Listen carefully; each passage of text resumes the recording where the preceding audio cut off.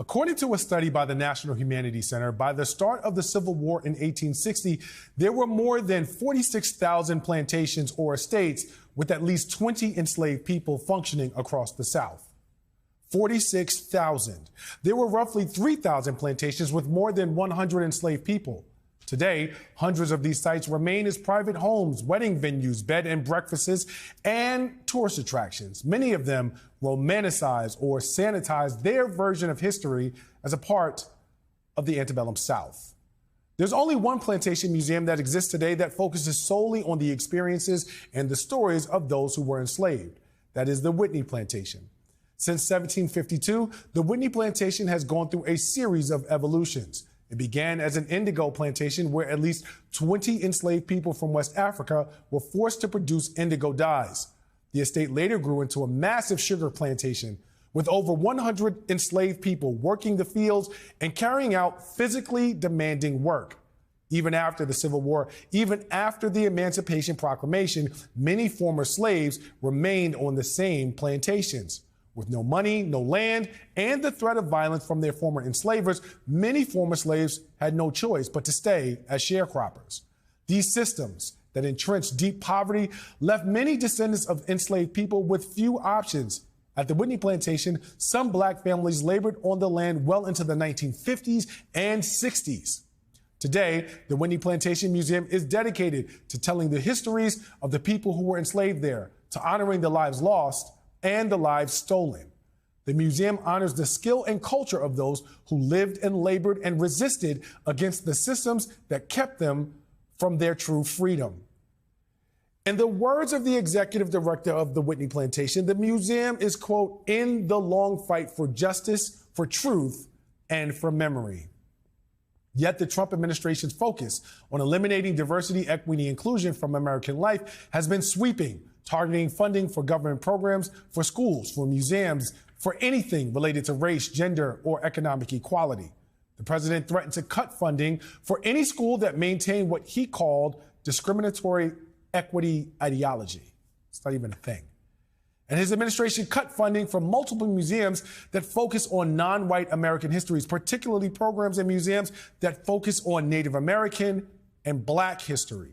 Earlier this month, the Trump administration announced funding cuts to the Institute of Museum and Library Services that included 2 grants that were intended for the Whitney Plantation Museum. The agency said that the museum and the programs that the grants were meant to fund no longer aligned with the agency's priorities and did not serve the interest of the United States. Now, let's be very clear about something. Telling the full history of this country is absolutely in our best interest, and what is not in our interest is erasing Black American foundational history.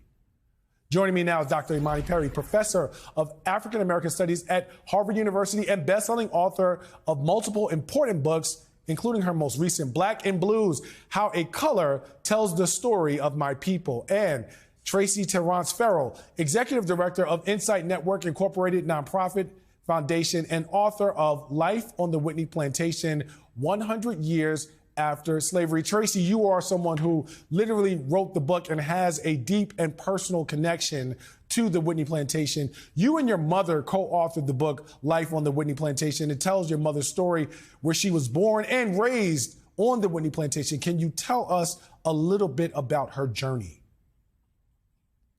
Sure. First of all, thank you all for having me on the show. I am such a fan of your forward-leaning special program, and it's an honor and pleasure to be here.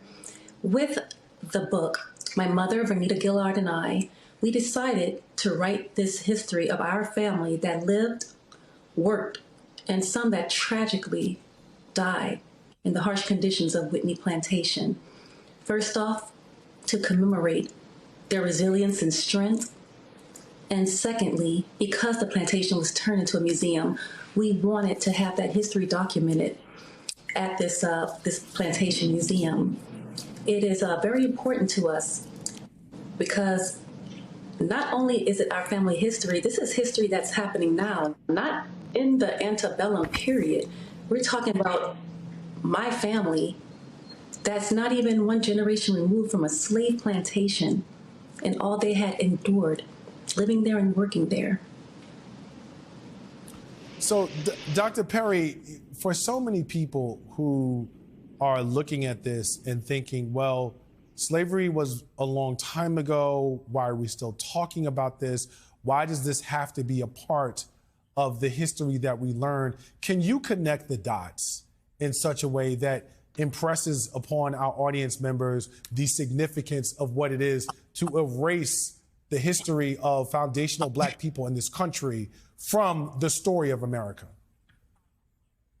Right. I mean, first of all, I'm so grateful to be with you, and also so grateful for the testimony that Tracy offered, because I think she actually explained precisely the point.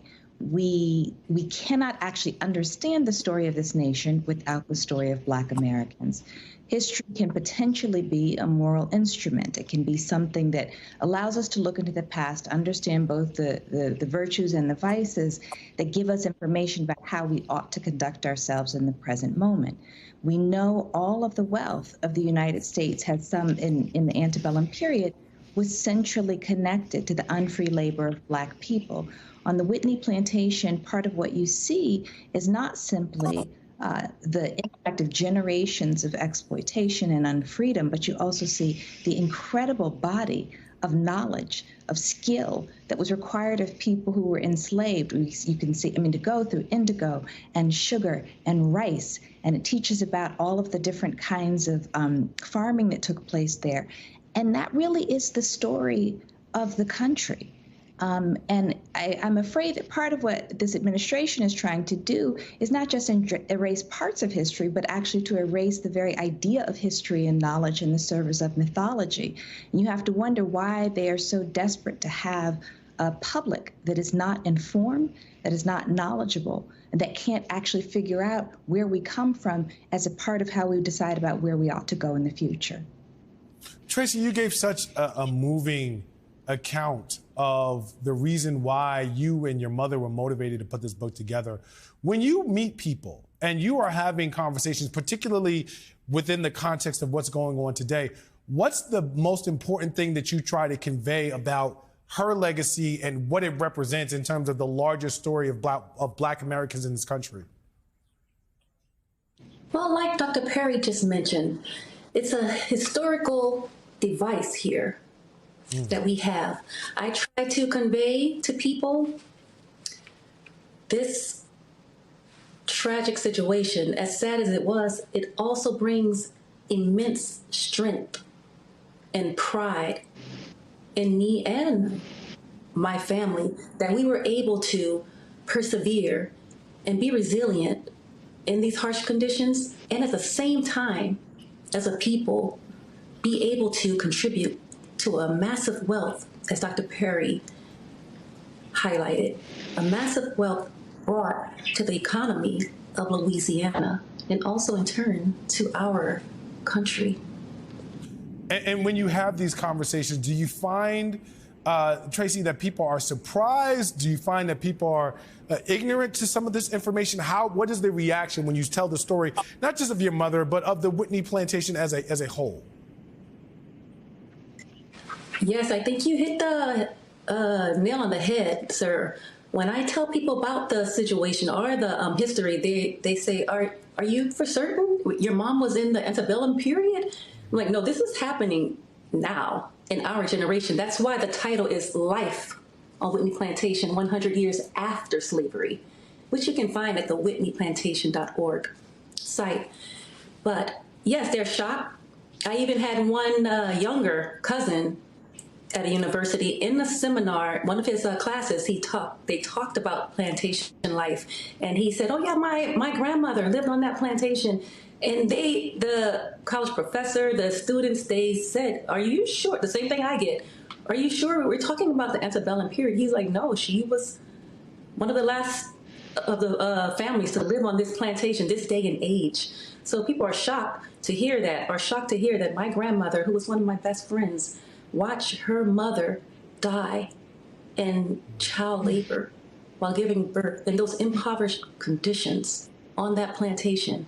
Yes, this is stuff that was happening this day and age.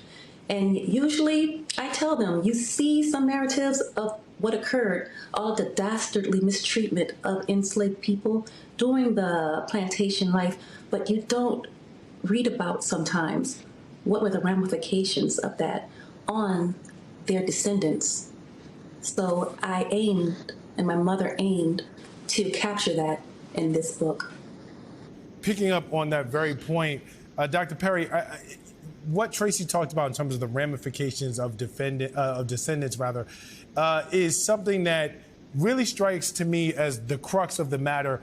In order to understand structurally how these things have had an impact on things like economic inequality, generational poverty, and other sort of constraints, even environmental racism, for example, when you don't tell these anecdotes and connect them to these systems, people are not able to understand the lingering impact and effect. But in your opinion, when you see these attacks, is that partially the point or the intent of why there's such an effort to erase this history?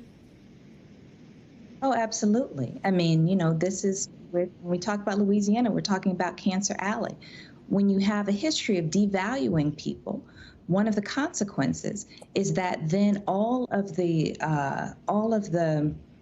suffering in our society is distributed in ways that allow various kinds of injustice to accumulate in certain populations. So absolutely, there is a discourse that implies that the efforts to address the history and the ongoing impact of racial inequality is somehow racist in and of itself, which is just, beyond wrong. It's horrifying to suggest that when you have generations of people who at first have their labor, the value of their labor go to others, and then for generations after to be exploited, and then literally within, I'm 52 years old. It's within my lifetime that is the first steps that we're moving towards addressing generations of that kind of inequality, generations of that injustice, and that now people are suggesting that somehow that effort to address that inequality is unfair.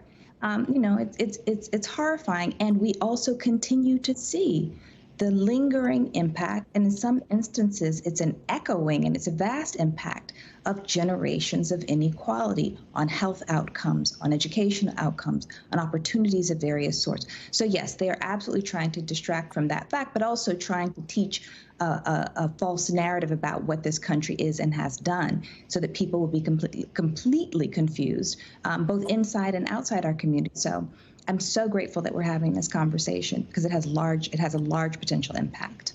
A large potential impact indeed, perhaps one of the most important conversations that we will have all day, if not for longer. Thank you both, Dr. Imani Perry and Tracy Terrence Farrell, for being here.